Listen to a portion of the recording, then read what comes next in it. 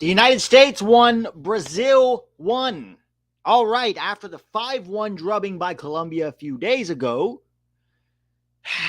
we come back and put in a much better performance, a much better tactically, much better from an aggressive point of view. We went toe-to-toe with Brazil. They might have had a few more chances than we did, but we had plenty of chances to actually win that game. We didn't. Unlucky. It happens. The important thing against a team like Brazil is to make their life difficult and give yourself a shot in the game. And that is what they did today. Now, look, that's a friendly. We'll have to see how this turns out in Copa America. But as critical as I was of this team after Colombia, this was much, much, much improved. Lots of credit to a lot of these players. This feels to me like the England game where, we are able to get a draw against a big team and maybe have some chances to win. They have some chances to win, but, a draw felt like, honestly, it felt like a fair result. I don't know. I really don't know how seriously Brazil was taking it, but we did take it seriously. And that's what counted. We did not take that Colombia game seriously, right? We showed up sloppy. We showed up casual, naive, all the terrible things that we already talked about. I'm not going to dwell on it. But this game against Brazil is kind of what the fans have been asking for a long, long, long time, right? It's come here, show up for the game, be compact, be difficult to break down, have your chances in transition, have your chances that you create, and make it very difficult for your opponent. Why is that so hard to ask for? We know this team all week, by the way. People were saying, we don't have the players to even compete. Yes, we do. Yes, we do. And when they show up with the right mentality, with the right sense of urgency, and credit to Greg, with a good tactical plan, look at that. We can compete with some of the best teams in the world. Let's do that more often, right? Let's do that more often, guys. Good to see. Such an encouraging performance after that Colombia game. Everything felt so down and depressing after that Colombia game. Now, look, guys, that's friendlies, right?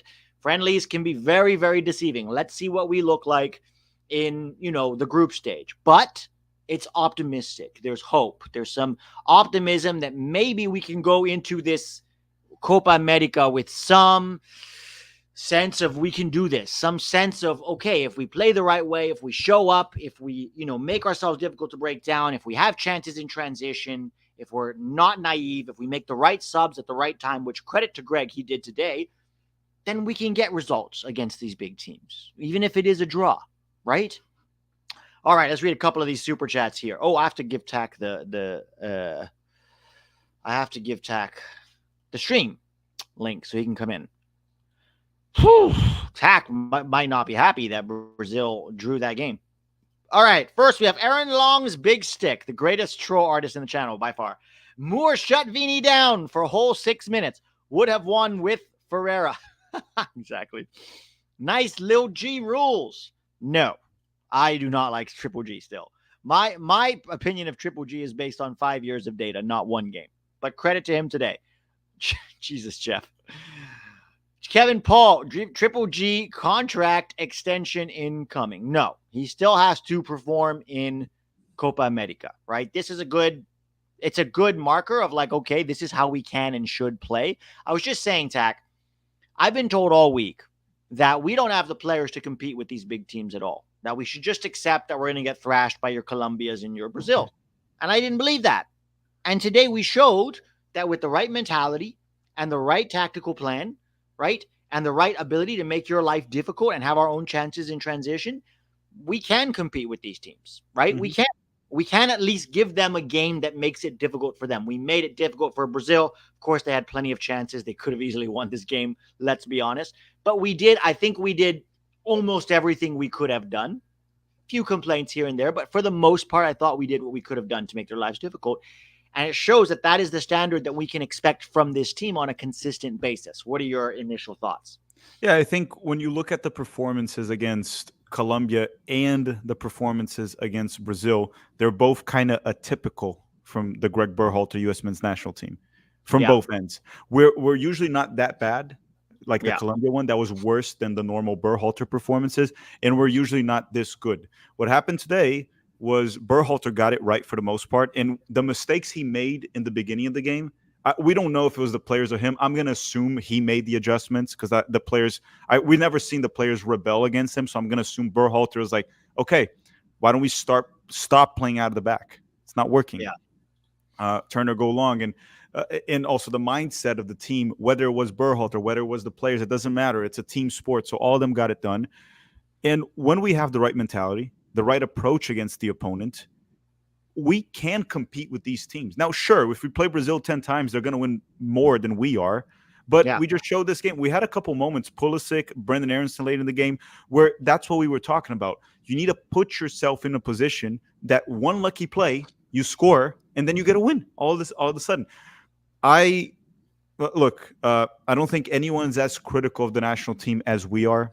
Just being, at least like in terms of like YouTube And we're not even media. that critical, Yeah, to be honest. but more than like the average like pundit and everything. But today, when we do the ratings and we talk about specifics, there's been plenty of positives from the players, some encouraging performances that we're going to talk about how that can translate to the Copa America. And I did like what I saw from the coaching staff today. Now, the problem with Berhalter is that he's very often Dr. Jekyll, Mr. Hyde. Right? He'll go on and like disaster class against Colombia. Then he ties Brazil today. And then 10 days from now, not even 10, 8 days, he ties Bolivia. Something like that. That can very much happen under Berhalter. That is my concern. So the overall thought, that the point I'm trying to make is these friendlies, it swung both ways. It was like a disaster and really good. So I don't know what to think for the Copa America, but going by the last game, big positive. The potential for this team to be great is there. Mm-hmm. I think that's what today showed. The potential for them to be great is there. If they show up like this every game, we will win more often than we won't, even against teams outside, North America, outside CONCACAF, right? Kevin Paul says Triple G contract extension incoming. No, I hope not. God. Copa America is where he will be judged, hopefully, right? He can't get away with bare minimum in Copa America, because if he gets out of that group and loses to Colombia or Brazil in terrible fashion, or even in any fashion, it's time to go home, Greg. He needs to do something in there. But for now, okay, encouraging. Turner, much better. Pulley has to finish. Let's face it. The team looked great. Lots of chances. I don't know if I would say lots of chances, but we created a few. The pot shots from distance were nice, but I wouldn't call that a good chance. If the goalkeeper can catch your shot, it's not a good chance. Odd take, but could Colombia be better than Brazil right now? That one's for you, Tac. What do you think? I don't know. To each game is a different story. It's how teams like match with each other. Like I talked about this before, like how I think Canada can match up with some teams from Group B very well, and they're not necessarily better. I think they match up very well with Ecuador. Doesn't mean they're better. I think if I did a predictions video and I'm doing another one, and just a spoiler alert, I have Colombia going very deep. Because this is also, look at it this way. I don't think Colombia is better than Brazil. They're definitely not better on paper. But the difference is, at these short tournaments like Copa America, World Cup, form plays a massive role because there's not many games. And no one's beating Colombia. They haven't lost since Argentina in 2022. The same Argentina that a couple months later won the World Cup. So they're red hot for a long time, and they're the only undefeated team in World Cup qualifying. Yeah, they could beat Brazil. They could top the group. They could beat Brazil, but I do still think Brazil is more talented. Yeah, I think actually they're more cohesive right now, Colombia. Mm-hmm. Like the way that they're playing seems a lot more cohesive. To me, Brazil felt like they were playing that at 70% speed. That's my honest analysis. I don't know if that you see them play like that every single time. I thought there was a real lack of urgency from Brazil today, and maybe it's a friendly in America. Their fans are not really the fans that put pressure. They're like exhibition fans. You know what I mean? I don't know. But that did not seem like a very threatening Brazil. My concern was at any point Brazil could turn it on. 1, 2, 3, bam, and then you're finished. And to credit them, they still had their chances, even at that speed. It seemed like Brazil was relying just kind of like put Vinicius, Rafinha, Savio in isolation and just like, hey, do something. That's more what Brazil seemed to be thriving for. it's one of those that if you get everyone in form in one game and they're red hot, that they'll score a bunch of goals. I've said this for a long time. Brazilian coaches are really bad. They're really bad. But why do they Argentine keep co- hiring them then? well, they tried to get Ancelotti and they didn't do it, so they got Dorival Jr. out of desperation because Right. the clock was ticking. The Brazilian coaches are not good. Most of the coaches in South America for the national teams are from Argentina. And then after that, I think it's Uruguay. Argentina has great coaches. And I don't know, man. Brazil will never get an Argentine coach or Uruguayan coach, but they could get a foreign coach, maybe Portuguese. But the problem is they're all soccer terrorists. Portuguese, They're Spanish. yeah, they Zidane? need Would they ever let Zidane coach them after he scored on them twice in a World Cup final? yeah, and he also was the man of the match in 2006. Yeah, Even though that's true. he assisted Henri. Yeah. Yeah. Um, I don't know, man. Brazil has a coaching problem for sure, but at the same time, yeah, it is what it is. They're gonna go with Dorival in this one. The thing again with Brazil is like this is a short tournament, and we've seen Brazil win Copa America just because if these guys catch fire in a game, we saw it today. What I Yeah. don't understand about Brazil is Vinicius. He sucks for the national team. He wasn't terrible today, but this is not the same level we see in Real Madrid. No, It's not the no, same level. no. All right. The fact that we could have won twice and largely confined them to long range efforts was encouraging. I still want this soccer terrorist gone. Yeah, we all do. This, to me, I give credit to Greg for his flowers today. But like I said earlier, my opinion on Greg is based on 5 years of data, not one game. Right? We all want him gone, but credit to him today. The amoeba attack. It's not the amoeba attack. It was the amoeba attack. Were they all in the same like 20-yard box moving together, like waddling toward the ball? This is how you play against top 10 teams in the world. We had chances to win and limited our mistakes. Thank you, Mac Ryan. Shows how naive we were against Colombia. I wonder if the pressure got to Greg after Colombia, because typically in the past, Greg would get embarrassed. It doesn't matter. He would come out and do the exact same thing, but he did something completely different, right? We saw a very different setup, and we'll talk about what exactly happened tactically. But do you think the pressure got to him? To Greg? Yeah. I mean, I'm sure the pressure got to him in one way, shape, or form. I saw different mentality from the players in general. They were probably embarrassed. This was a different Pulisic today. It's not just Yeah. the coach. Yeah. So I think the pressure got to all of them. These guys can say whatever they want. They look into social media. They see the reaction of pundits and fans, and they see that. And ever since they lost to Colombia, they've all been clowned.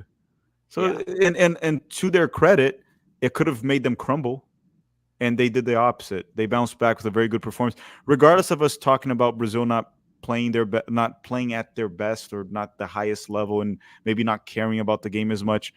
It doesn't matter. These are still super talented players, and the U.S. They went toe to toe with Brazil for the most part. Brazil was better, yes, they were better, as you would expect, but it was still 1-1 at the end.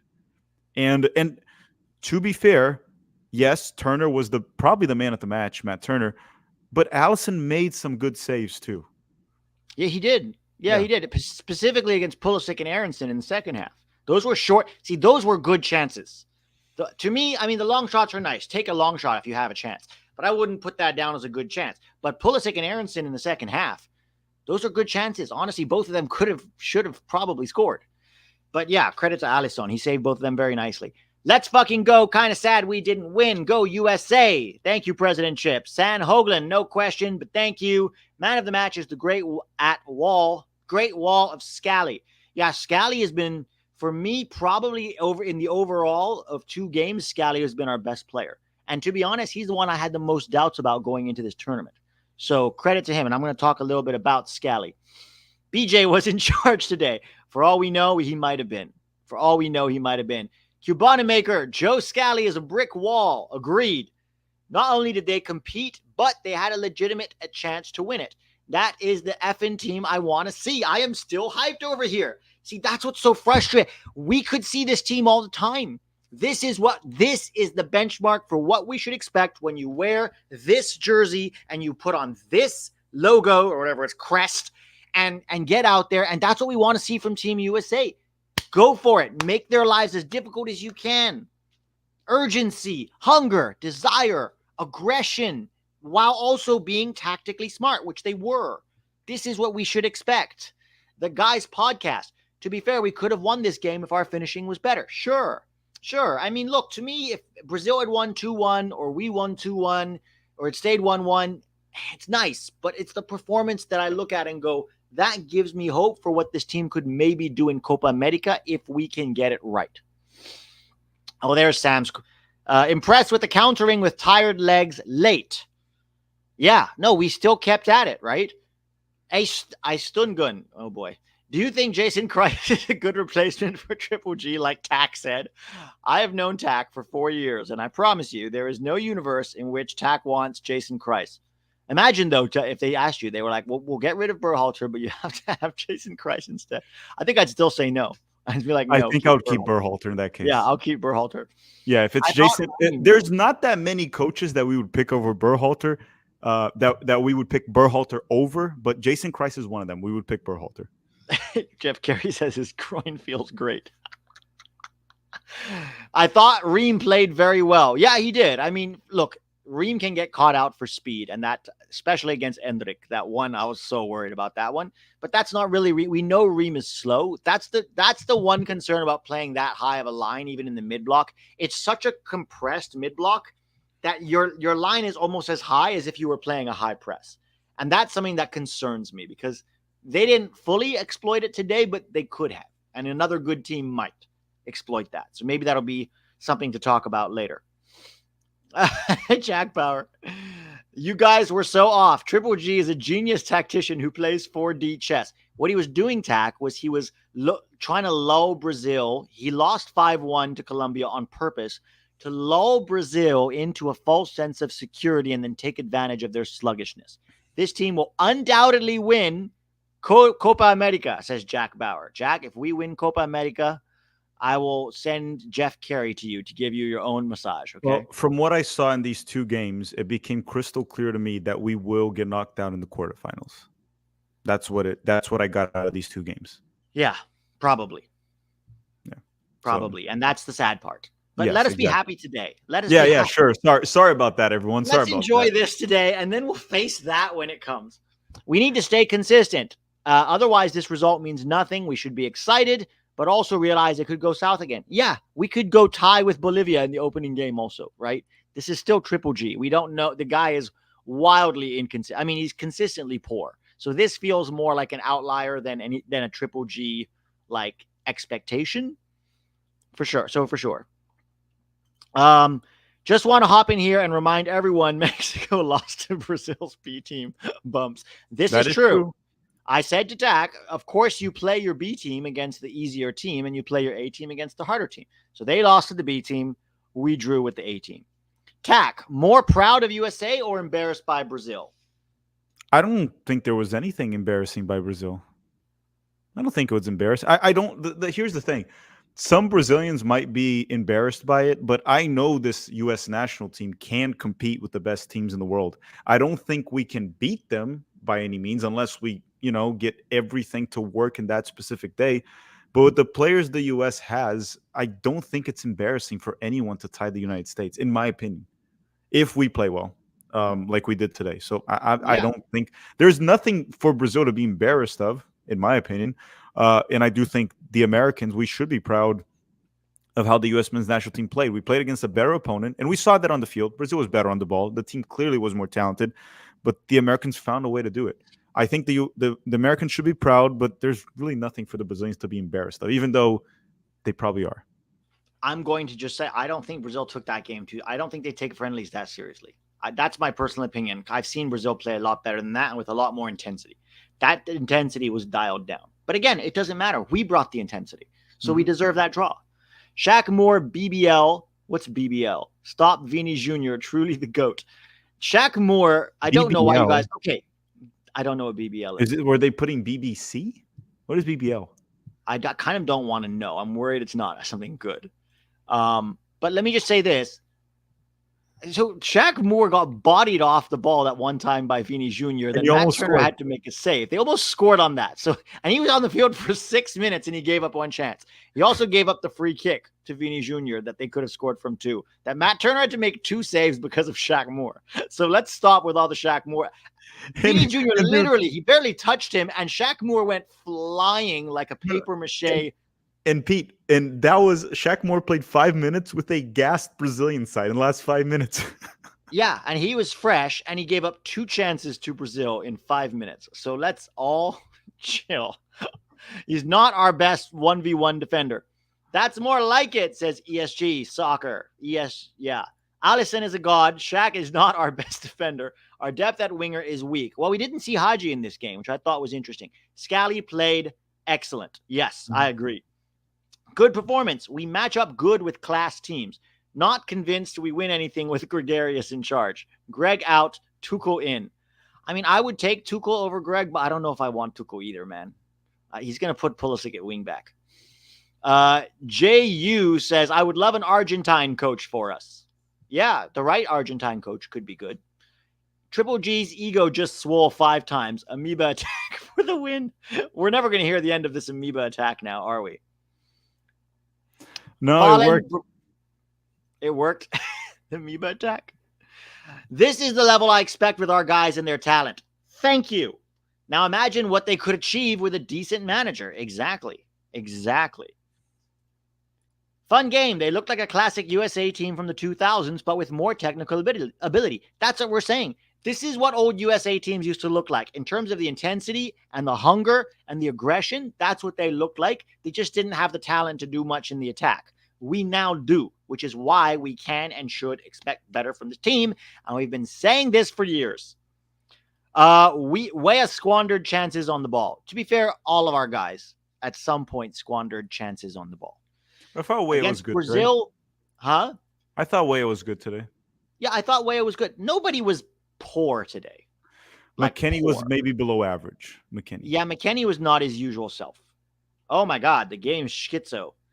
Thank you. My wife is a supporter of Brazil, so she and I were talking smack the whole game. I'm legit crying from happiness. All I want is for this team to fight and represent America. Also, Brazilian fans were chanting Brazil USA. I'm so happy. I didn't hear that because I turned it off. I turned off the sound, but good. Maybe we won over a few Brazilian Americans. Do you think we did? Maybe not. No. Actually, with a proper coach, we beat Brazil. Berhalter out. I love that even when he gets a decent result, people are just not happy. And I don't blame you. I'm with you. I still don't want him. Is this Triple G's best game as a coach? It's a friendly, so it's hard to say. I would actually say the England draw is probably a better game because it happened in a competitive game. In a friendly, it's very hard to tell. How much Brazil really wanted to win that, I don't know. Personally, I doubt it. So I would probably put England over this. He'll get 2 chances in the Copa America as long as we get out of the group, because you'll have the Uruguay game to go against Bielsa, and then likely Colombia or Brazil in the quarterfinals. So he'll get 2 chances in the Copa America, and we'll see. But it's a friendly. It's an encouraging friendly, but it is still a friendly. Yes. Jeff Carey says my groin. Thank you for that information, Jeff. Glad to hear you're feeling better. This game was a Brazilian wax job. Jeff, you should do stand-up comedy. It's called Spicy Jeff. That should be your stage name. XL Tree Fan. Look, we got one. We found one. XL Tree Fan here. Proud of the boys today. US. Weston was a ghost in the first half. Seemed to play better when Gio subbed out. I don't know if he was that much better when Gio subbed out, but I agree. He was mostly a ghost in this game. Best player on the field was Tim Ream. I'm going with Scally, although Ream was good today. Cubone Maker. Oh, is that how you say it? Finally, I've been saying it wrong this whole time. Cubone. Also, Turner, it's a Pokemon. Cubone. Oh, see, this is why I don't know Pokemon. This is how I don't know. Also, Turner had 11 saves. Second best ever for USMNT after Howard's godly Belgian performance. Yeah, and look, again, Alisson made some good saves. Turner made 11. We could have easily lost that game. But again, it's the performance that is encouraging. It really is. Greg took BJ's game plan this week. Yes, he did. Tac, let's talk about some of the Shaq Moore, in just a couple minutes, got cooked. Yes, he did. He didn't get cooked, but he gave up 2 chances. So, yeah, I guess that counts. I think he Uh, didn't have enough time on the field to get cooked. no, he would have gotten cooked if he'd stayed on any longer.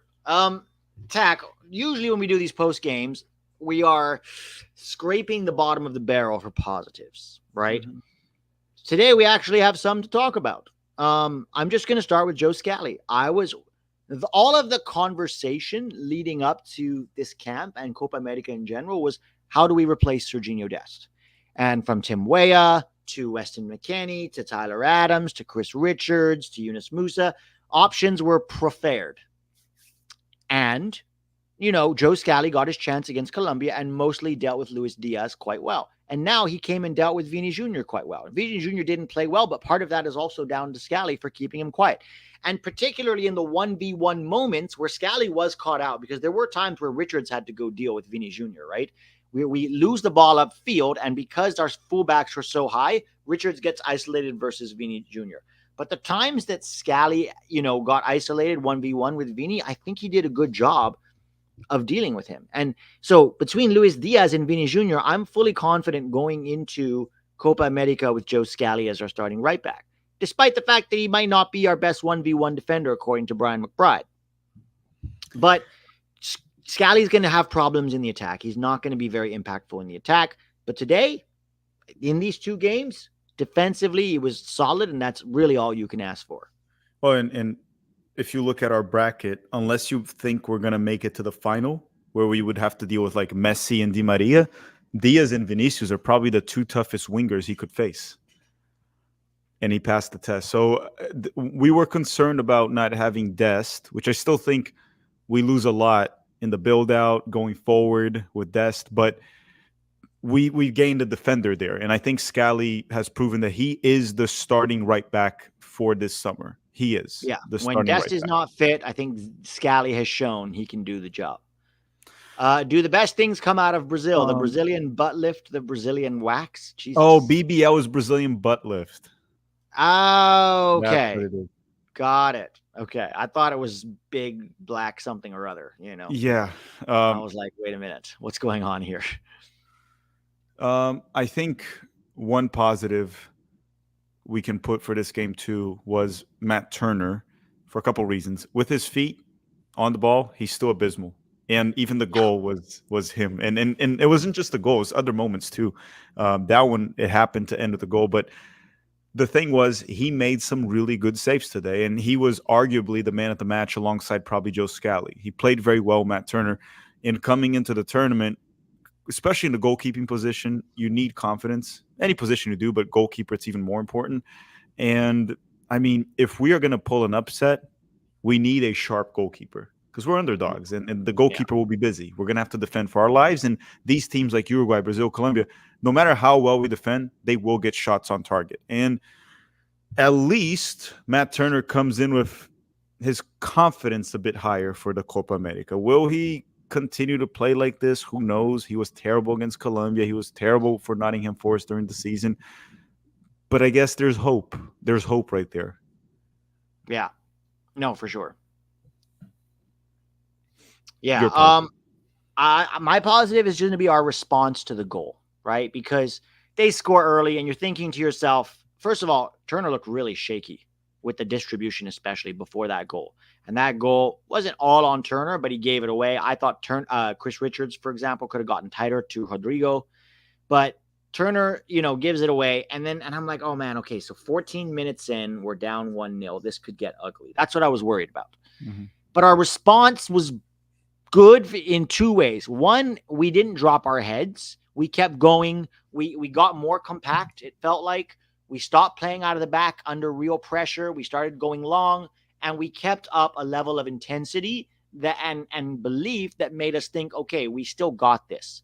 And I think we took advantage a little bit of Brazil's sluggishness. So our response to going behind was not at all like our response to going behind against Colombia, right? It was a very different response. And that was encouraging. That was encouraging to see. Mm-hmm. And then the fact, too, that, we did drop back considerably after that goal and defended more in a low block. right?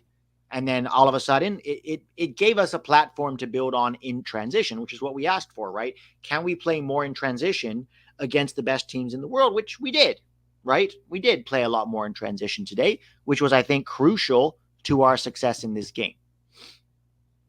I still don't think we did a good job in transition. We weren't threatening enough until No, the but we end. tried to play. Well, we didn't Yes. have the personnel, right? Yeah. Gio, for me, and I'm going to talk about this in his rating. I thought he could have been more. It felt to me, although he did a great job defensively, I think, and won a lot and helped Scally out. In transition, I would want to see more incisive passing from him. It felt like he played it quite safe in transition. And I know Gio can do better. Maybe he was instructed to play it safe. Maybe we didn't want to give it up in transition. Like, for example, I thought Musa had a lot more turnovers than Gio, for example. Hmm. Even McKennie. It was pretty anonymous. But I think Gio can do more in those scenarios, and I want him to. And maybe he's being told to play it safe. I don't know. But I would like to see him push the game and not be so passive or limited, rather, with his passing range. I mean, he had some really nice diagonals, but in terms of those balls in behind and balls over the top, I thought we could have seen a bit more from Gio. But overall, my positive takeaway is our response to going down 1-0. Hmm. I'll say one thing here. One positive, whether it was the players, whether it was Berhalter, whether it was BJ, the team adjusted. We were trying to play out of the back early, and we weren't sitting that deep. Also, I don't know. I would have to rewatch to see if we were doing that early on. But what I noticed was when Brazil was playing out of the back, we weren't pressing Brazil usually. No. Sometimes we would, sometimes it would trigger, but most of the time we would sit in the mid block and just kind of be there, let Brazil. Once Brazil crossed the midfield line, we would go Yeah. super deep, low block. I like that approach against Brazil. I like that approach. It's not a straight up bunker ball, but it's a good approach, and hopefully we do that against better teams like Brazil, Uruguay, Colombia. But overall, the adjustment, right? We stopped playing out of the back. It still annoys me that we even tried in the beginning to continuously play and it wasn't working. But the adjustment was there, and obviously it worked out. I thought the substitutions were fine too. Some people were complaining that we Berhalter towards the end put like Johnny and Tyler and just put the U.S. to sit back and try to counterattack. But you're tying Brazil 1-1 with 10 minutes to go. That's the exact approach I would want him to do. Put Johnny, Yeah. Tyler, McKennie, just hold that draw. And he did that, and we still looked dangerous. There was a moment of Balogun in transition that got blocked. There was a moment of Brendan Aronson that could have had a goal. So I thought the in-game management was good. And we've seen that from Berhalter's coaching staff a few times where he gets the in-game management right, and then he just And then we completely get screws. 10 games of terrible management. Exactly. So what I wanted to see is just consistency of that. But today, that was a big positive. Just in general, how the players and the coaching staff behaved and managed this game. Because we'll say it again, Brazil's better than the U.S. in almost every single position. This was not an easy task, I regardless will of Brazil say carrying or not. I will say the tempo that Brazil played at, though, also allowed us to transition from a mid block into a low block quite easily. Mm-hmm. Because if they had picked up the tempo at all, which they can do, right? They change the rhythm on a dime. We saw that from Colombia. If that was Colombia, for example, who took their game super seriously, I'm worried that we could be cut open quite easily if we're not careful. And so transitioning from a mid block into a low block as their ball progresses works if that ball progression is slow enough to allow us to do that. But if they compose the ritmo, they just change that rhythm, bam, bam, bam, which they can do, you can get caught out really easily. And so I do think it's something we have to be careful about against a team like Uruguay, for example. But again, overall, it worked today. So I'll give them credit. Good thing Brazil put in their walking shoes for this game. Still a lot of work to do. Greg out. Yeah, I mean, I agree with you, Drew. I don't think they took this game that seriously. But again, it's what we're talking about is the U.S. We took it seriously, and that's what matters. I trust Scally going forward more than Jedi. Okay. I don't know about that necessarily. I don't think Scally really has much to offer going forward, although he did have a few good moments today. So I'll Dude, give him the that. thing with Jedi, the only way he can go forward is if someone has to put like a through ball, he just runs and crosses it low cross. That's the only thing. This dude can't dribble well. He can't get out of tight Can't dribble and he spaces. can't do in combination work. Any No, it combination has to work. be like put a through ball. He just sprints and whips in a low cross. That's it. When and he has to have space to do it also. He has Yeah. to, like, in other words, you have to pull his fullback in field for him to have space to do that. So later in the game, what do you think about Malik in for West and moving Adams and Johnny into a double pivot? Malik So the came in. problem, huh? Malik Tillman came in. No, he's asking, what do you think about it? Oh, okay, okay. I didn't I see. Yeah. For me, Malik has not shown anything in a U.S. jersey to make me think he should get many minutes. So no is the short answer. I would not bring in Malik. I don't think he's deserved. Look, he had a great club season, right, for Eindhoven, but every time he puts on the U.S. jersey, he does nothing. So until he shows me otherwise, I'm not a fan of bringing on Malik. Unless you really need a goal and he's one of the attacking options, sure. But I don't think Malik should be a first guy off the bench anytime soon. No, the midfielders. It seems like there's five right there that are very trustworthy right now. It's a McKennie, Musa, Gio, Adams, and Johnny. Those are the five that will probably rotate for the most part. Yeah, Luca De La Torre and Malik seem to be on the outside looking in. Yeah, they'll depend on maybe like Tyler not being fully fit or a player getting a card, a red card or something. Yeah, Otherwise, those five are probably the five that are gonna. And you also, we usually play with three guys in the midfield, so you don't need more players to rotate. Those would be the five. yeah, yeah. All right. Tax Brazilian Ghost. I trust. Oh, we read that already.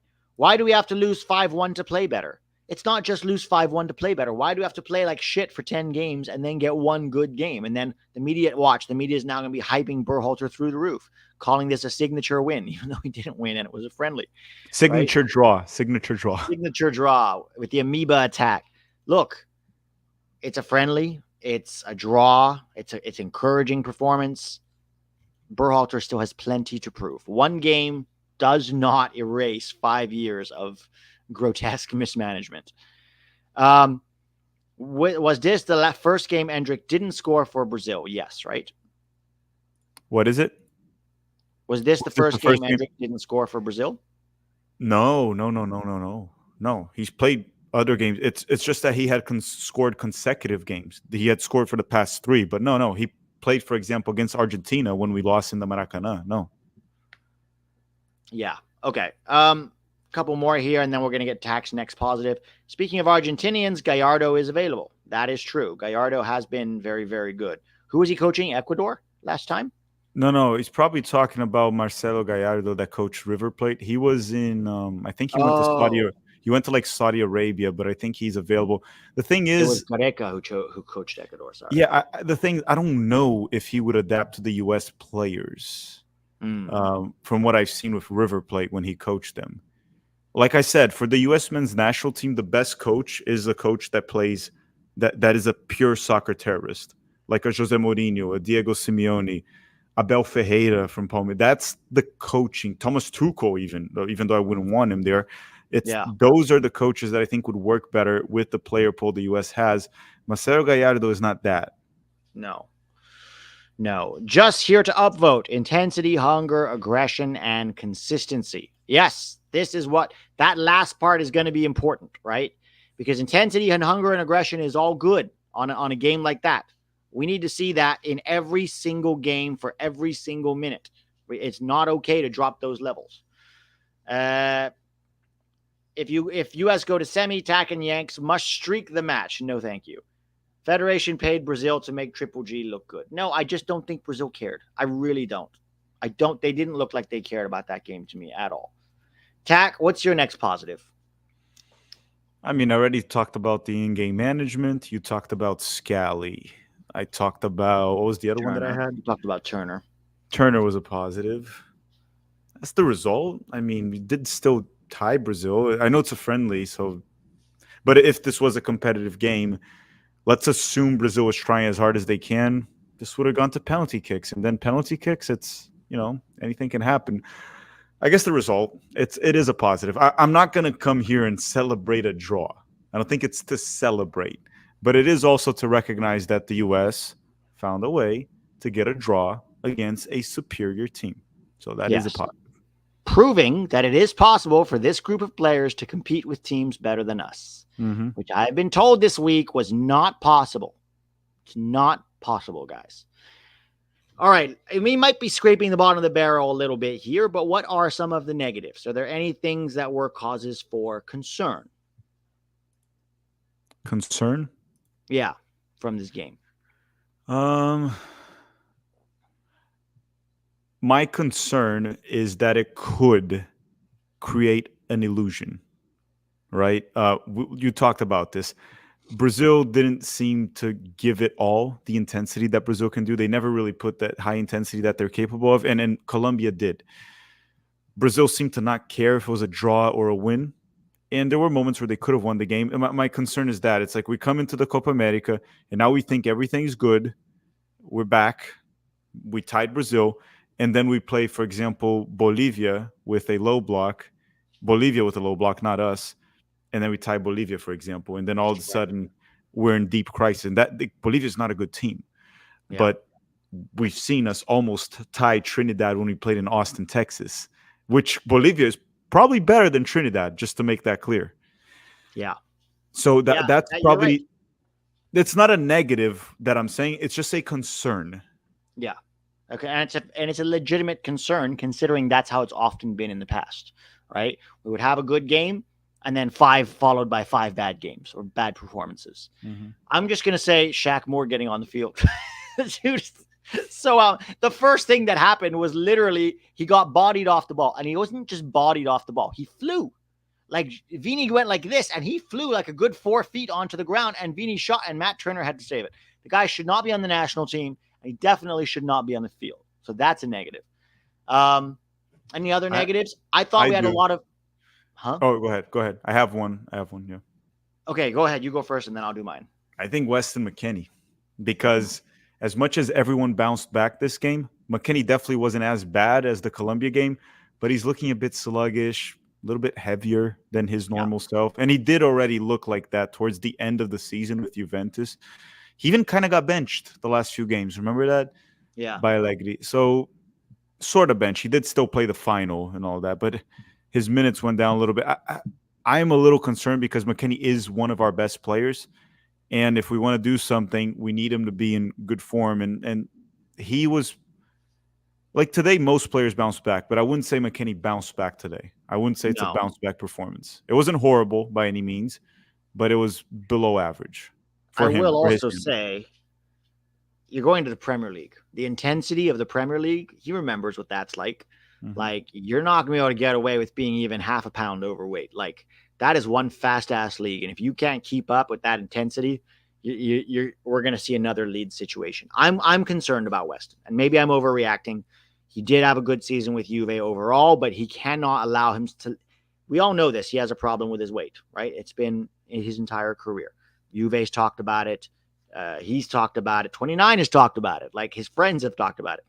So it is a concern going into Aston Villa. And you're right, going into, this Copa America, we do need a fit Weston. Stephen Nagishi says, I feel a lot of times these guys act and talk entitled. I hope they realize the importance of representing the U.S. more seriously after the Colombia loss. Yeah, I hope that this Brazil performance is something we can see more consistently, whatever the opponent, in terms of intensity, because we haven't always seen that. In fact, I would say a good amount of the time we don't see that, right? Way too often for my liking, for sure. Brazil is superior, but they played an A team, made attacking subs. Why do you keep saying Brazil was not trying? Just because you play an A team and just because you make subs, that doesn't mean you play a game like you are desperately trying to win it the same way you would in a knockout. And this is not just me, John. You even talk to many managers. They'll say, look, it's a friendly. Of course, the players are trying to not get injured going into Copa America. So I don't believe Brazil played this at 100%. Do you think Brazil played that game as if it was a knockout round? That's what I'm asking you. If you think they played that like it was a knockout round, then the answer is no. No. When I say Brazil was not trying, I don't think they were not trying. They also play a bit dirtier. So much dirtier. They'll like, I know they hit the Americans once or twice, but for example, Pulisic was fired up and all that. They would have hacked him and they would have done like foul rotations on him. They didn't do any of that. So like the players that were playing well, they just kind of let them play well. Pulisic, for example, he was fired up in the first half. They would have had Bruno Guimarães hit him, and then Bruno got a card. João Gomes hit him until Pulisic was just out of the game at some point, just couldn't play, kept getting hit. It would have been a lot different. We talked about this earlier in the stream. As encouraging as this game was, the one evidence we got through this week camp where we like week long camp that we played Colombia and Brazil is that unless a miracle happens, we are probably losing in the quarterfinals. I didn't see any evidence that we will beat Colombia or Brazil in a competitive match. I didn't see that. No. No, I didn't really see it either. And that's, I think, worrying. Do you want to articulate why you think that, or you want to just the Colombia game speaks for itself. There was a big gap. The mentality wasn't there. We weren't ready. We couldn't handle them. Just the result itself. Now, Brazil, like the intensity for Brazil wasn't there. And the way I'm seeing it is the United States, we played close to a perfect game from what I can see from our players. A few things here and there. Maybe McKennie could have been better. Maybe Brennan Aronson or Pulisic could have been more clinical. But so could have Brazil. Brazil could have had 4 goals from overall. Like Turner was the man at the match. So we played a near perfect game. So what I'm saying is for us to beat Brazil in the quarterfinals, we would need a game just like this. Brazil would have to play just like this, and we would need a tad bit of luck. So it's everything that happened today with luck. That doesn't Brazil's happen not going too to play like this in a knockout game. That's the point, yeah. So as encouraging as today was, to me, the evidence this camp is we're out in the quarterfinals. Unless Paraguay or Costa Rica somehow go through and we play one of them. But even so, if one of them goes through in that group, might be a tough opponent. But I don't know. Jeff Carey says, sorry, go ahead. No, I was just going to say, I think we should be happy with the result today, but I'm just trying to be realistic about it. For sure. That's what I got out of it. Jeff Carey says, concern in general, we can't break a low block. Yeah, that's been, the Achilles heel for Greg Berhalter. And very likely, at least Bolivia is going to play with. I don't know about Panama. Their coach, Thomas Christensen, can be quite naive at times, as we've seen. But we'll see what they do. But at least Bolivia is going to play in a low block. Negative to me. Know how to do. Yeah, that's because they have to do that.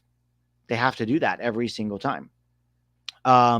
Negative to me, we are still very vulnerable to the press. And that is sort of in line with my last negative, and then we'll do player ratings, is I thought that we were quite poor at times giving the ball away out of the back. When we tried to build out of the back and they really did press us, we gave the ball away in very dangerous areas. Brazil didn't take advantage of it today, but many teams can and will. So that is something, it's an area of concern that we need to address. And I think part of that, the reason that we weren't so effective in transition is because of that, because the ball didn't get to Pepe. Like how many touches did Pepe have? We would give it away too often. And again, sometimes there were transition moments where we should have just gone in behind. And that's what I said about Gio. But instead, we're trying to play 3, 4, 5 passes through midfield, and you're allowing them to drop back or you're allowing them to press you. So that was one area of concern for me. This one's for you. I don't know. I don't know. I can't tell you. They try to utilize Vinicius the same way in Real Madrid, he had space in behind to go. There were even moments where he went at Scally, he gets the ball. Originally, the issue was everyone would say, because Neymar is the focal point of the team and Vinicius is not. I think that for Vinicius, when you grow up in Brazil and all of that, there might be more pressure that he puts on himself when he plays for the national team rather than club. And we've seen that with many Brazilian players. Or there's another conspiracy theory that I have here. Not a conspiracy theory, but just a theory that I have. Vinicius is a Flamengo product. And historically, Flamengo players kind of flop for the national team no matter how good they are for their club. Look at Zico. One of the greatest players Brazil's ever had, amazing for Flamengo, kind of sucked and choked for the national team. Maybe it's just a Flamengo thing for Vinicius. Maybe it's that. Who knows? I think he needs to have a big Copa America or he will really start to feel the pressure. Because probably you can only do that for so long before the public turns on you, no? They're kind of already talking about it in turn. They're already talking about how Endrick has the same amount of goals as Vinicius for Brazil already. Yeah. Which is kind of embarrassing because Vinicius has been around for a long time. And Endrick he's 17. He's turning 18. Yeah. Brazil played their A team and brought their B game, said Bimmy. Tac, let's do player ratings. And these are usually depressing, man. But today I think they'll be pretty good. Mm-hmm. Matt Turner. Whew. I'm giving Matt Turner an 8.5. 10 saves, kept us in it. Sure, he was partially at fault for the goal, which is why I'm not you know, giving him a 10 or a 9 or anything. And sure, he was still quite shaky out of the back, which is why I keep it at 8.5. But I give him I'm giving 8.5. him a 9. I would give it close to a 10 for the overall performance, but then he was shaky with his feet earlier in the game and had a lot of fault in the first goal. But overall, I'm giving Matt Turner a 9 today. I don't know why some people are giving him a low rating. I don't know what else you could ask for him. He saved everything he had to. Yeah. And the thing too with Matt Turner and distribution or just trying to play out of the back with him, yeah, it's his fault. But at the same time, why are we still trying to do that? We know the guy is abysmal on the ball. We know that already. That shouldn't happen. It's like Turner has the ball. You only pass it back to him in an emergency. And outside of that, you just tell him to boot it anywhere as far as he can. But Yeah, it's bizarre to me that we try to take something that he's not great at and make it such a fundamental part of his game. And we keep seeing what happens when he does that, especially against good opponents. Look, against Trinidad and Tobago, who aren't going to press you, sure, fine. But we're talking about real pressure and high. And the other problem, too, is it has a cascading effect on his confidence, right? Because when you're giving the ball away, now that affects your confidence. So something that you're actually good at, like coming for a high cross, you start to get a little shaky with and you start to second guess yourself. That's what nobody talks about. It's not just that he's bad with his feet, but when you ask somebody to do something they're not good at, don't you think that makes them take a confidence hit and then impacts other areas of their game? mhm. And that could Yeah, be what we've been seeing with Turner. but it goes back to Berhalter consistently wanting the team to play a certain way, even if he doesn't have the players to do so. He doesn't Right. have, unfortunately, we don't have a goalkeeper that can, play with his feet. And Yeah. Matt Turner's the best shot stopper we have. Probably, at least he's earned it over the past years. Not great, but he's fine. You can't, he can't play with his feet. Just accept that. Berhalter has to just accept it. That's it.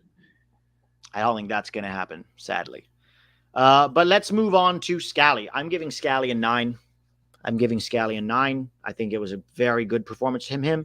Not perfect. He had a few good moments going forward. I don't think it was perfect. I think he needed help at times, and I think there were times that he got caught out. But again, I don't even know if that's so much his fault because Greg asks his fullbacks to get really high up the field. It wasn't the perfect game, but I think 9 is fair. I'm giving him a 9, the same as Turner. Even though I would give Turner the man at the match, same rating for Scally. Did his job defensively. And I don't know if you remember, there was the finish that Pulisic couldn't score that Allison saved. Scally put a nice through ball, a diagonal ball-ish, and I think it was it McKinney? And then McKinney found Pulisic. So he offered something going forward, but it wasn't great on the ball. But at the same time, you have the task of holding Vinicius Jr. he played like 85 minutes, Scally. That ain't easy, man. Especially with the humidity of Florida, the weather, the conditions weren't great in terms of Yeah. like heat in Orlando. I'm giving Scally a 9. All right. You go first on Richards. Richards was actually shaky the first 15, 20 minutes, if you Yeah, remember. Very he was. shaky. But then after that, if my memory doesn't fail me, and remember, this is a reaction, so I didn't rewatch the game. I Yeah. don't remember him screwing up too much. There was a moment too in the beginning of the game where he got torched by Vinicius. Vinicius did that classic play where he opens a leg, lets the ball go through, and then Richards let it happen, which is a play that everyone knows Vinicius does by now. So because of those first 20 minutes, which is almost like a quarter of the game, I'm going to give Richards a 6.5. So it was above average because I thought he was good after. I don't remember at least him making any mistakes. And he was busy for most of the game. He So I'll was give him a very busy. 6.5. I actually think that tackle that he made on was it Vini Jr. or was it Rodrigo? I can't remember which one The you're one that talking. was almost a free kick that they had to take back. Oh, that they took it back. Yeah. That was a really good tackle. It looked Mhm. bad at first, but on replay, he got the ball. It was Risky. not a foul. It was Risky. risky, but if you get it right, it's brilliant. I think Richards could have done better on the goal. I don't think he got tight enough to Rodrigo. I know it's a quick transition because we gave it all, but I just think it was a little too casual and at least put some more pressure on him. So I'm going to give Richards a 7.5. I think he was good, but I did think he could have done better at times, and that sloppy opening 15 minutes was not good. So I'm giving him 7.5. Who's I'll go next? first on Ream. I'm going to give Mhm. Ream an 8. Solid commanding performance, was good with the ball. Did get burned by Enric that one time, but again, it's sort of like Turner playing with his feet. It's like if you have Reem high up the field and you're asking him to, defend on the turn against one of the brightest young talents in the world, quickest young talents in the world, I almost can't blame him. You know what I mean? Like, so I would give him an 8. It wasn't perfect, but I think he did a really good job of marshaling that back line. 7.5 for Reem. For similar reasons, I guess, just different scale. The only concern I had was when he got torched by Endrick also. At least like Endrick just completely blew by him. That could have been a goal. If Endrick Yeah. hit it with a bit more power, it wasn't a very strong finish from Endrick. I'll give Reem a 7.5. I thought he was better than Richards for the most part, or at least more consistent throughout the game than Richards and more busy on the ball. Yeah. All right. Anthony Robinson. I'll give Robinson a 7. I don't think he was involved in the attack really much at all in a meaningful way, but I think he worked hard and got up and down the field. He got beat early on by Rafinha. I don't know if you remember that, and the cross went in, but it wasn't that dangerous. But then after that, I don't think he ever really got beat. So I think 7 is fair for A-Rob. I'm giving him a 6, which is slightly above average performance. Like you said, got beat once, and then defending, he did okay. Wasn't as challenged, too, defensively. And just, I expect a bit more from him, but he didn't offer anything going forward. And I know he's not technical enough to play in tight spaces, combine, even his crossing, but I'm giving him a 6. And I still can't get over the fact of that play that we could hit Brazil in transition, and then Anthony Robinson just ran out of bounds. He just went box to box all the way to the end line. Do that fake where you push it behind them and then run the other way, and there was nobody even there. And then and he just went from our box all the way to the end. He got a touchdown. It was a touchdown. He just ran with it on his own. And I was like, dude, what are you doing, man? Yeah.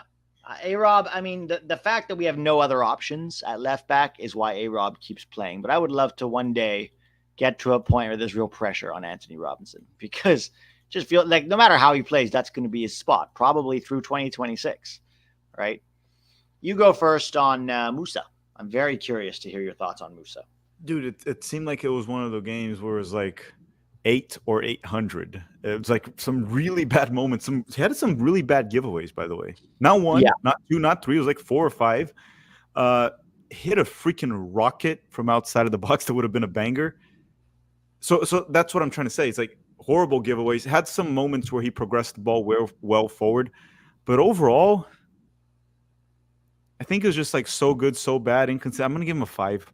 Just average. Yeah, I'm giving him a 6 because everybody for me is Brazil, so I keep that in account. But I think Musa was one of the worst 2 players on the field. And it's a little worrying because, he keeps getting opportunities to prove himself, but doesn't feel like there's a whole lot of progress with Musa. And that even against Colombia, he didn't look great either. So, and again, there would be a lot of times where he would even like dribble the ball into space, right? Do that thing where he starts taking on players through midfield and then just give it away in a dangerous area. So like you'd start well and you get excited, and then instead of passing it to the open player or getting it to a wide Pulisic, he would just give it away. And so that was kind of disappointing. I'm giving Musa a 6. I'll go first on McKennie. I'm giving McKennie a 5. He's probably the only guy I'm going to give a 5 to. I think he worked hard and did a lot of running, but on the ball, I saw almost nothing from McKennie. And I think 5, to be honest, is generous. You know what? 4. I'm going to give him a 4. He's one of the leaders of the team. He's 25 years old. He's on the leadership council. He needs to be held to a higher standard. This is Brazil. I'm giving McKennie a leadership council. No, he is. Yeah, that stupid leadership council that Zimmerman was on and Yedlin was on, Roldan was on. Whatever. Like, my point is, he's supposed to be one of the experienced leaders of this team, him and Pulisic, right? And Reem. So I hold him to a higher standard than I hold Musa. I'm giving him a 4. I think the national team will just automatically improve by abolishing the leadership council. Yeah, that should be step 1. Yeah, just end it. You don't need that. They're not 10-year-olds. It's like freaking kindergarten teacher right there, Greg Berhalter. But I'm going to give, what's his name? Weston McKennie a 4. Below average performance. He wasn't horrible by any means, just to make that clear. But he was one of the few players that almost everyone was bad against Colombia, almost everyone. And out of the players that were bad against Colombia, he was one of them. And I didn't really see a bounce back performance. I didn't see it. No, no. Gio, I'm going to give Gio a 7. And I say that because I liked one of the things, the criticisms that's been leveled at Gio is that he doesn't work hard enough in midfield, or that he's lazy, or that he can't defend. Today, not only did he do a lot of dropping back to help Scally when Weah was high up the field, but he also did a lot of good work covering ground in midfield, forcing Paqueta quite a few times to go wide or backwards. We almost scored a goal because he won the ball in the box, and then Weah had the chance in the box. That was early in the first half. I will say, I'm not going to give him more than a 7 because I thought he could have been a little bit more lethal in transition and a little braver with his passing range. We know what his passing range can do. And sure, some of that's on Greg for playing him so deep. I still don't think he's using Gio right. But ultimately, I'll give him a 7. I think he was good, but I definitely could have seen better from Gio. Yeah, it's funny because Gio actually is known for being a bad defender and a very creative player that can provide a lot on offense. And I don't think he provided enough on offense today. Part of it was because he was so deep, like a deep lying playmaker. He wasn't high up the field, which is, I think, where you get the most out of him. Long shots, through balls, combination play. But defensively, he was very good. Part of the reason why Joe Scally was so good defensively was Gio was always showing up to help out. Gio and Weah would always help with Vinicius, not leaving Scally alone, making it tougher. And Gio played a big role. So surprisingly, he was very good on defense and on offense. They're definitely not the best. So I'll give him, I'm just going to piggyback right on your rating. Just give him a 6 also. Yeah. Oh, I gave him a 7. 7? I'll give him a 6. I'm giving a 6. Okay. You go first on Pulisic. I'm going to give Christian Pulisic an 8.5, which maybe it's a high rating or not, but you see, that's what I want to see from our best player. Shit performance against Colombia, came back, fearless. The grit was there. The mindset was there. He was trying to take on defenders. Early in the game, he drove through 3 guys, got a shot on target, scored the free kick. Still don't think he should be on set pieces. I think Allison messed up in that goal, should have saved that. But still, Pulisic drew the foul. That was almost a penalty kick and scored the free kick. In the second half, the save that Allison made in the second half, Pulisic's finish, I still think Pulisic did the right, he got the right finish right there. I thought he did it correctly. Allison was going towards the right, so Pulisic hit it towards the left. Maybe he could have placed it a bit wider, but there's also center backs here. I thought he did fine. It was a good save. He was trying to push the team forward, lead the team, did some defensive work too. He was helping back on the left. So I'm going to give Pulisic an 8.5. I thought he was really good. Yeah, I was going to give him 8.5 as well. Scored the goal, was consistently dangerous, aggressive, wasn't whiny. Sometimes Pulisic can be a little whiny every time he gets bumped. He was not whiny today. He's going after these guys. He put a really early, I don't remember who, I think it was Danilo. He fouled Danilo early on, just a little bit, got a little chippy. It was kind of like reminding him who he is, and that's going to be a tough game. 8.5 for Pulisic. I'm going to give Weah a 7.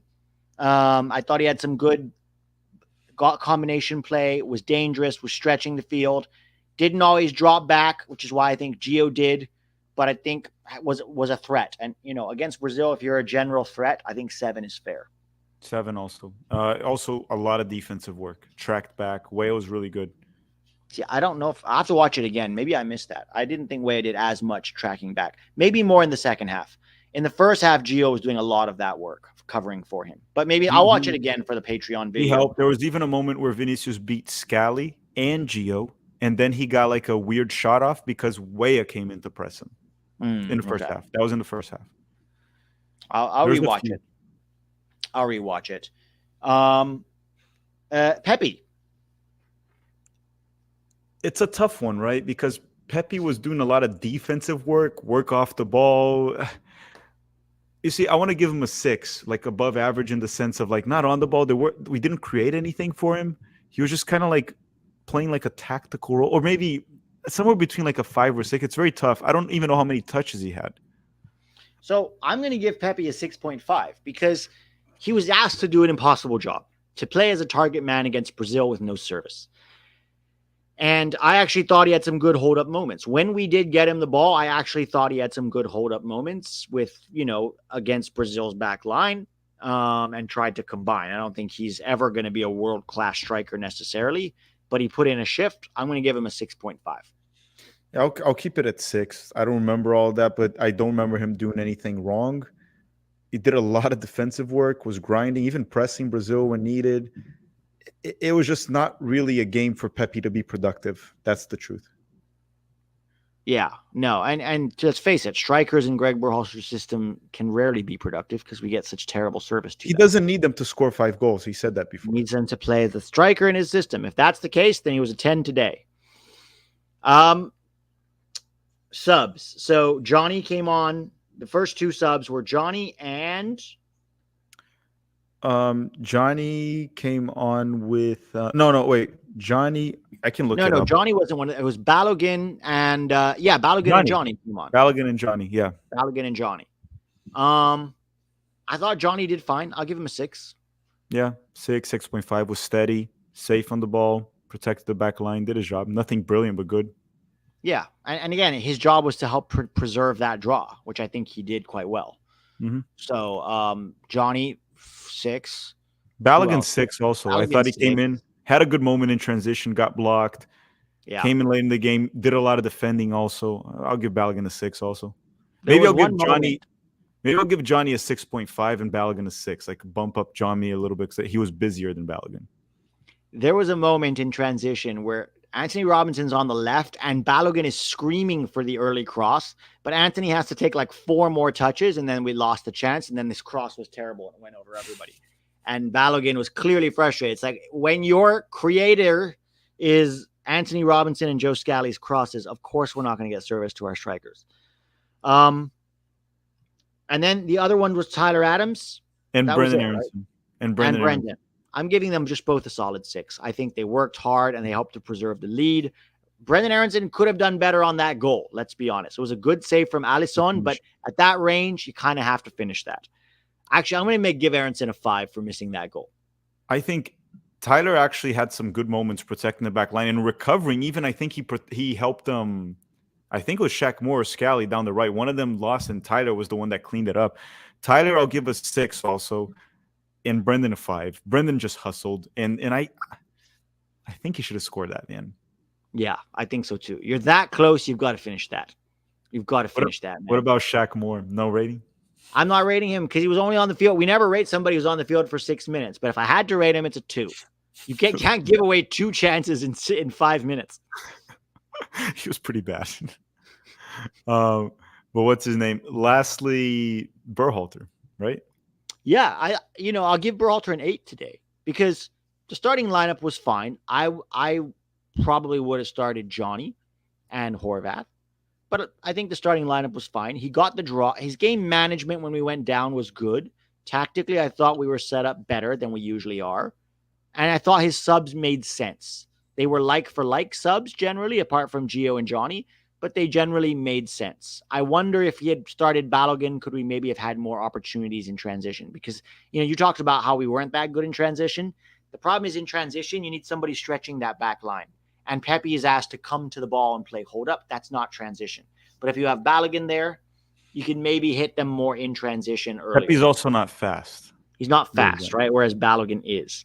So that felt like a little bit of a mismatch to me. Well, I also think if you're gonna try to play in transition, and when we're playing with wingers that are really going deep, like they're coming back to defend. If you're gonna play in transition, you probably want to play without the wingers, wide midfielders, and then 2 up top. Because then when you try to strike in transition, you have someone to get the ball and someone to go forward and run through the channels or try to whatever it is. My overall point is if you're gonna hit a team in transition, it might be better to have 2 players up top rather than 3, but the wingers have to track back. Then you have one guy to do the job. So for me, the ideal setup for us to play in transition, what you just said, is that 4-3-1-2. Okay. And this is how I would set it up. Same back line, but Scally and Anthony Robinson mostly stay home. We don't have them dribbling up the field trying to do things. And then you get a very compact midfield 3 of Johnny, Adams, and Wes. Right? Their job is to win duels, win the ball, get it forward. Then you have Gio as the creator, and you have Balogun and Pulisic stretching the back line with their speed. For me, that would be the perfect sort of transition lineup if you're going to play a 4-3-1-2. 7 guys defend, and then Gio's job is to get us hit in transition. Yeah, that would be one alternative, but it doesn't seem like Berhalter even wants to play in transition. I don't think we've ever looked threatening in transition. We tried a little bit today, but we were never really threatening. I'm going to give Berhalter a 7.5, and I was actually leaning towards giving him an 8.5. I was going to give him an 8.5. I was deducting just 1.5 mainly because of every reason we talked about already. How he started the game, he had to adjust to it. Maybe it was better to start with Balogun instead of Pepe. Few things here and there, Johnny, whatever. But the reason I deducted an extra point there was because he subbed in Shaq Moore. Shaq Moore should have never seen the field. No That's matter true. what, even though it was just 5 minutes and we didn't concede a goal because of him, we very well could have conceded a goal. That is Vinicius true. Jr. So I'm deducting a point just because he had the freaking audacity to put Shaq Moore in the game. This should not happen. Shaq Moore should not see one single minute in the Copa America. He played way too many minutes in the World Cup. I think it was 40 minutes, which Yeah, 40 minutes in the World 40 Cup, minutes too many. that is roughly 50 minutes more than I would expect him to play in the World Cup.